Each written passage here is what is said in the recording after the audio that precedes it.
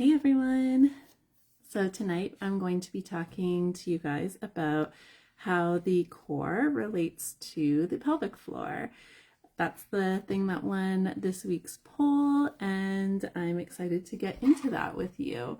So let me start by introducing myself. I'm Devin. I'm the administrator for the group. I run my own little yoga biz, Stretch Love Yoga, and since becoming a mom, I've shifted my main focus to working with prenatal and postpartum mamas because I've learned so much over my 14 plus years of teaching, both practical and through teaching other people, through my own body, and through everything I've learned. And I want to help mamas feel their best. So if you're new here, I go live every week on Wednesday at this time, and I chat about whatever won Monday's poll. So if you are joining me, let me know if you are joining me live or if you are on the replay. I love to know when you guys are able to watch. This is the only time I can do it because that's when my preschooler and my 9-month-old are sleeping or should be. So let's get into it. This is a topic I'm so passionate about because it's something that I think, at least here in North America, is really misunderstood. So I know that I think sometime in high school for me was the first time I ever heard what a Kegel was. And I know that a lot of people were like about it because it was kind of like a little bit taboo to like talk about that. And looking back, I'm like, oh, why was it taboo? But anyways, the fact that it's taboo means there is so much misinformation about it. And that drives me crazy because that leads to so much more misinformation. So I wanted to share with you guys. I was watching one of the podcasts I watch/listen to regularly, and it's run by two women and a woman producer. So it's women-led. It's called Edit That Out. And the one host is super pregnant, like she might have already had her baby. And this is her third child. And she's only like 31, I believe.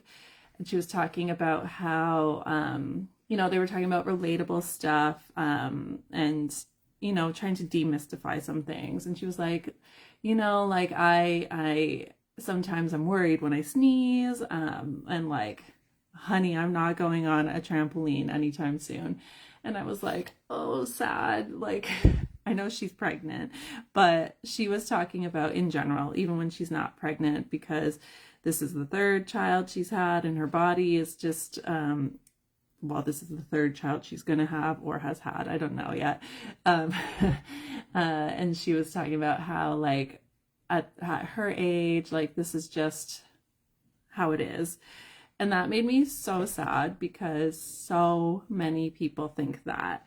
Like, honestly, even people in my family believe that. They're like, well, when you've had more than one kid, things just aren't the same. And then there's even more misconceptions about that because some people are like, oh, well, I've had a C-section, so at least I'm intact down there and stuff like that. And I'm just like, oh, there's so much misinformation. Like none of that is true. And I wish everyone knew that, because if you know that, if there is that seed at least of knowledge that then you can work with it, and you don't have to accept a life where you're worried when you're sneezing, or you feel like you have to wear some like pad or something because you're worried about little accidents, or if somebody invites your kid to a trampoline park and you're super worried about going on the trampoline, like, you shouldn't have to worry about that. And I'm going to give you some information today to help you not worry about that, or at least get on the road to not worrying about that. Yeah, so that's a big passion of mine because obviously everything I just said, it's a passion of mine to help women be able to do the things they want to do without being worried about leaks or accidents. There was a stat that there was even a commercial, it was like called 1 in 3 Like Me, and that was women experience bladder leakage. And I'm like, no, let's work together to make that statistic so much more like not 1 in 3, like maybe 1 in 3 million. Okay, let's make it like that. And I think like with more information, that would be the case, because as women and moms, we tend to just try to tough it out, or like put everybody else's needs ahead of our own and just accept what's happening to us and work with it because we're strong. But you don't have to suffer in silence, you know? So, yeah, so I have my programs, and I target pelvic floor a lot because I am passionate about it, and I feel like more knowledge needs to be out there about it. So I'm glad that you're watching, whether you're live or on the replay, because this is important for you. So let's get into it. So there's so much you could talk about with the pelvic floor. Today we're talking about how the core relates to the pelvic floor. So let's start with that misconception about people who say, oh, I've had a C-section, so everything down there is intact. The core is a huge part of the pelvic floor. If the core isn't there, the pelvic floor is going to have an issue. So a really good way to know if you are fully engaging your core is if you're cleared to. Don't do this if you are newly postpartum or if you're super pregnant. If you're doing leg lowers. So if you're lying on your back on the floor, your legs are straight in the air and you lower your legs down. What tends to happen for the greater population of people doing this is that their lower back pops off the floor. Oftentimes the upper abs are stronger than the lower abs because it's really hard to connect to that spot. And, you know, we think, oh, let's do like 100 sit-ups or 100 crunches and everything will be great. And that if you're not targeting your lower abdomen and your entire core in general, then yeah, it's just going to get that upper abdomen area. And so what happens with that is, if you imagine you're in your insides, your pelvic floor is kind of like a hammock that's holding everything in. And your abs, let's say, are over here, and you have your diaphragm in here. If your upper abs are super strong and engaged, they're gonna really contract the top, and that's gonna push stuff down. It's gonna make there be more pressure on your pelvic floor. If you're able to engage everything as a whole, then it takes pressure off because you're not pushing things down. You're making everything come towards the center instead of pushing stuff down. So if you are doing these poses and you feel your back, you feel it in your back at all, that's one sign that you're not engaging your lower abdomen. If you know that your lower back is popping off the floor, then you know that you are not engaging your lower abdomen. If you are in anything like plank, high plank, low plank, and your butt's in the air, you're not engaging your lower abdomen. So if you think about your pelvic tilt, if your tailbone is coming away from your body. So if you're in plank, your tailbone's coming up to the sky, or if you're on your back and your tailbone's coming down towards the floor, that means you are arching in your lower back and your lower abdomen is not engaging. So once again, if that lower abdomen is not engaging and the upper abdomen is, it's pushing everything down, creating more pressure on the pelvic floor, and that's when you have all sorts of problems like leakage, prolapse, stuff like that. And we don't want that.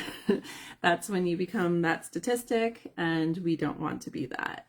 So the problem is that people want that aesthetic of having like a flat stomach or having abs. So they want to do these core exercises like sit-ups and crunches. And if they're not engaging the lower abdomen properly, it's putting pressure on the pelvic floor. That's making things worse. So when you are thinking about the core as it relates to the pelvic floor, you want to think of being able to engage all of your abs. If you're thinking of the six-pack, even if it's not visible, you want all six to be engaging, not just the top two. So in order to do that, you want to get really proficient with your pelvic tilt. And let me tell you from experience, when I first went to a workshop about the pelvic floor and we were working on the pelvic tilt, it's hard to connect. At first, the teacher was like, okay, let's get into cat-cow. And when you are tilting your pelvis so that your tailbone's up in the air, you are creating a natural opening of your pelvic floor. Do you feel that? And they are like, no. And then we went into cat pose. So tailbone is coming down towards the floor. That's the tilt you have in your pelvis. Doing that tilt is a natural contraction of your pelvic floor. He's like, so do you feel that? And like the room was like, yeah, but I personally was like, nope. And I believe that probably most of the room didn't feel that, but didn't want to admit that. So it is something that you have to really try to get that mind-body connection with, because it's not something you're going to feel right away. So that brings me to Kegels. So, you know, people, like I said, I think I first heard the term when I was in high school. And people think it's like squeeze and release, squeeze and release, squeeze and release. So that's kind of the same problem as we were talking about before. Squeezing, squeezing, squeezing. Sure, you are working those muscles, but you are not working the full range of motion. You're putting too much squeezing there, and it's becoming too tight, and you don't have the mobility of the openness that you need. So there's that misconception that you want that to be tight, but then that creates more problems. Tightness without having your full range of motion that a properly functioning pelvic floor should have will create those same issues as if you're just engaging your top abs. It's putting too much pressure. It's not allowing things to move the way it should, and you can have the same exact problems of leakage, prolapse, stuff like that. So you want to be able to find that full range of motion. So in order to do that with the Kegel area, and in order to do that with your upper abs and your lower abs, is to master your pelvic tilt. So how do you do that? In cat-cow pose. Because if you're standing and you're trying to figure out your pelvic tilt, or you're sitting and you're trying to figure out your pelvic tilt, you might not be able to find that. If you don't have great mobility, you're not going to be able to find it, especially in a forward fold. If you are in tabletop position, that's the easiest most sure way to find your pelvic tilt. And you're going to do your cat-cows, but oftentimes we think of our back in cat-cow. You're going to think purely of your pelvis tilting. So in cow pose, your pelvis is tilting so that your tailbone's coming up towards the sky. Then your back is doing a nice little arch. And then in cat pose, you're tilting your pelvis the other way. Your tailbone's coming down towards the floor and your back is rounding. Doing that's going to help you find your full range of motion. The good news is you don't have to even think about the feeling at first, because you might not be able to feel it, but it's still happening. So when you're tilting your pelvis in your cow pose, you have the natural opening of your pelvic floor. When you're tilting it in your cat pose, you have the natural contraction in the way that you should be contracting, instead of this squeeze, like trying to stop pee sort of feeling. So once you are able to understand that tilt, then you take that into your core work. So if you're doing your leg lowers, you would think of yourself being in cat pose.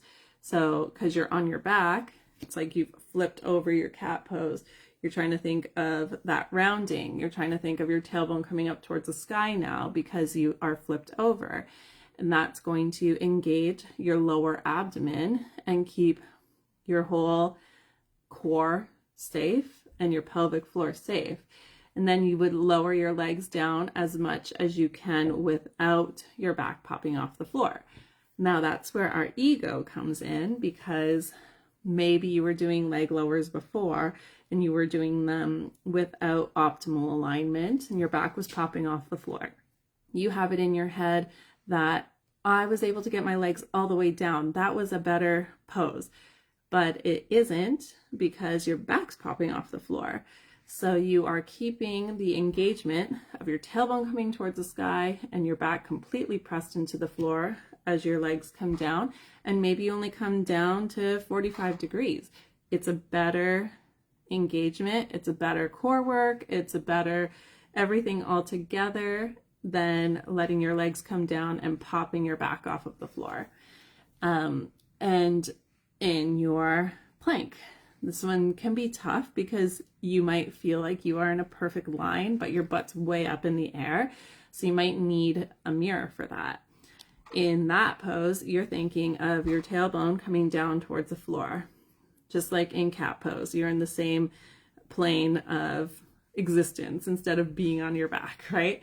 So it's just like cat pose. You're in plank, you're thinking of your tailbone coming down, you're thinking of rounding in your back, even though obviously it's not easy to round your back in plank, but you're thinking of that position, and that's going to create the proper alignment, the proper engagement to engage your whole core and to take the pressure off of your pelvic floor.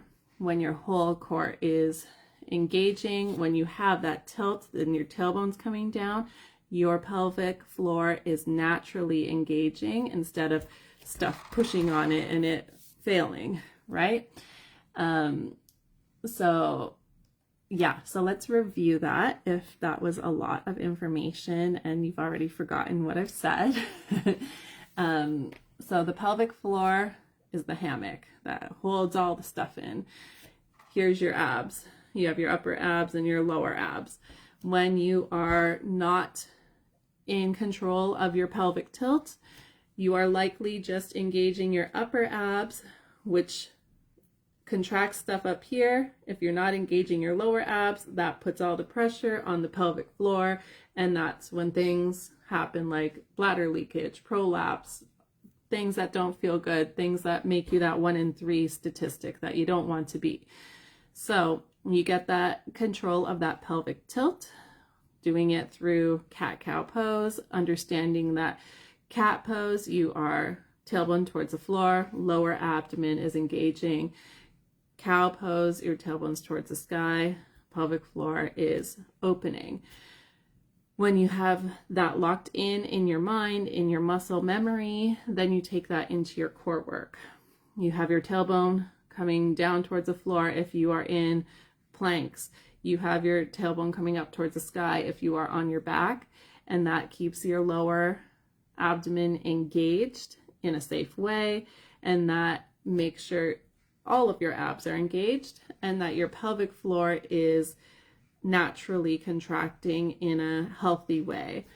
And doing that will help you on the road to a properly functioning pelvic floor. And the bonus is that the lower abdomen is getting the exercise and the attention that many women want and probably didn't know how to get.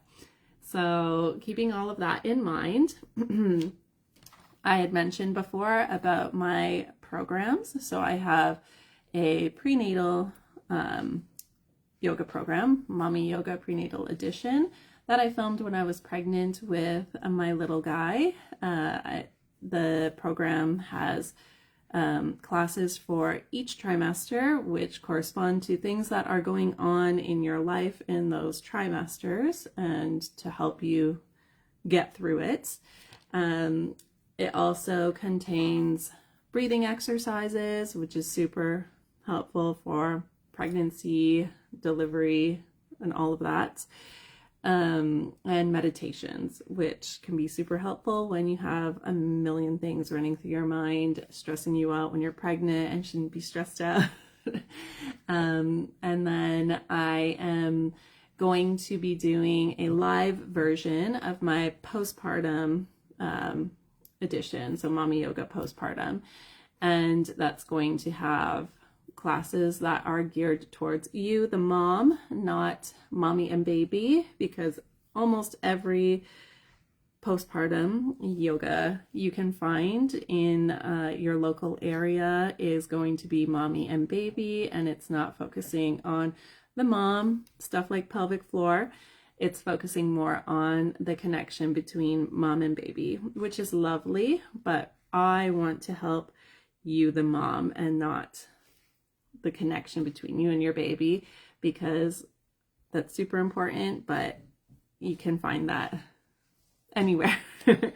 And it's going to have breathing practices, which are super helpful because, you know, there's those days where you're having a day and you need to calm down and let things go. Meditations as well. So each program, prenatal and postpartum, is $197. But if you've been watching this and you want to do the program with me, you can comment prenatal or postpartum, and I'm going to give you basically a 50% discount, and we can chat about what you want to learn and if the program's right for you. And yeah, the prenatal one is already filmed, so it is on demand and the price is lifetime. So if you choose to embark on this chapter of life again, you can always go back to it at any time. The postpartum one is going to be live, and there's going to be replays. So if you choose to do that program, it's also lifetime, and you will have access to those classes as well if you choose to embark on this chapter of life again. All right, so yeah, if you've watched this far and you want to chat about that, comment prenatal or postpartum and we can chat. And I think that's about it for tonight. If you have questions about what we chatted about, please feel free to drop it in the comments and we can have a chat, or you can DM me if you don't feel comfortable commenting in the chat. And yeah, otherwise every week on Mondays I put up a poll about what you want to learn about. I usually have 2 options, but you are always free to add any option you want. We had a close race, so next week we're probably going to talk about the other one, but I'll still put up a poll in case there's other stuff you guys want to learn about. And on Thursdays I do a poll for a pose tutorial, so you can look out for that tomorrow.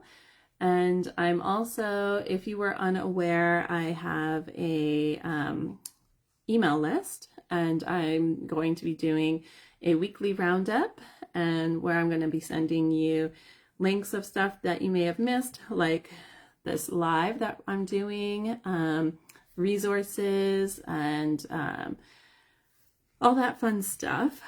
So if you have not given me your email and you'd like to be on my list, please feel free to DM it to me. And yeah, that's about it. So I hope you have a wonderful evening. And once again, please feel free to ask me any questions. I'd love to chat and help you out.